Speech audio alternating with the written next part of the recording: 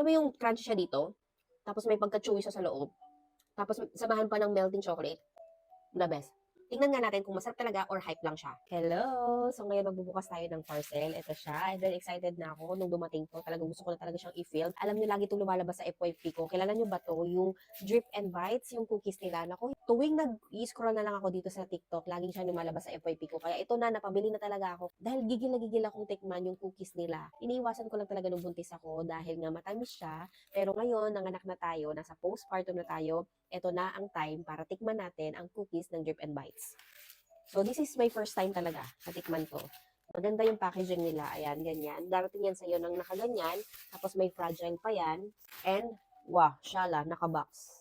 Ayan, Drip and Bites. Excited na akong tikman to. Grabe talaga. Kasi malaki daw siya eh. Yan na siya. Ayan, Drip and Bites. So, meron silang pa ganito. Dalawa lang in-order ko yung ano nila, yung sikat na flavor nila, which is the regular chocolate and the dark white chocolate. O, in fairness, malaki nga siya. Hindi naman siya nagkadurog-durog kahit na travel pa siya. So, ito yung size ng palm ko and ganyan siya kalaki. So, tara, tikman na natin. Dito muna tayo sa regular chocolate. Ang saya. Halos kalahati na yung kinain ko tapos hindi pala siya nag-film.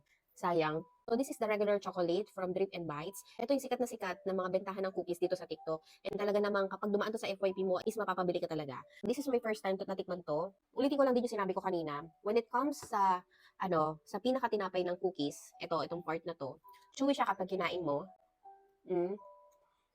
Hindi siya matigas, hindi siya dry. And ito po, ininit ko siya for 5 minutes.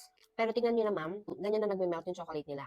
So, when it comes sa chocolate naman nila sa loob, syempre matamis siya. Pero, in fairness, masarap po talaga yung chocolate. Parang premium yung ginamit talaga nila dito.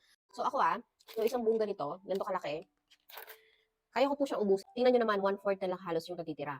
Masarap talaga yung chocolate eh. Ito, yung chocolate part nito. Bagay na bagay siya doon sa tinapay. Mm. Mm. Mm. So, yun lang. For me, hindi lang siya hype. Masarap po talaga. I-try nyo na din. Sulit naman po talaga yung price niya sa lasa and sa experience. Kasi masarap nga talaga siya. Diyan na lang kayo sa Yellow Basket ko bumili. Bye!